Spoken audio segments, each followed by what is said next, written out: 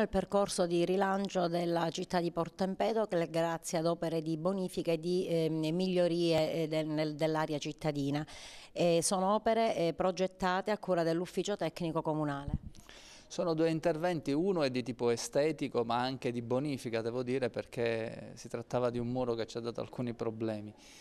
E peraltro invece l'altro intervento riguarda l'area portuale, riguarda uno spazio di oltre 2600 metri quadri che ospiterà circa 120 posti auto e si trova in una posizione strategica, nel senso che è a ridosso dell'area portuale e a ridosso anche del nostro centro storico.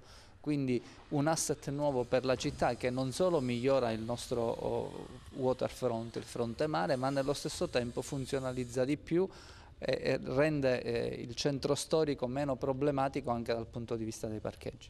Intanto l'amministrazione comunale continua ad investire nel Museo del Mare con la a breve inaugurazione della Sala Cannoniera. Si parte con la Sala Cannoniera, che è questo luogo della memoria cui gli empedoclini sono anche legati, tristemente, in un certo senso, perché lì fu lo scenario della strage dimenticata raccontata da Andrea Camilleri.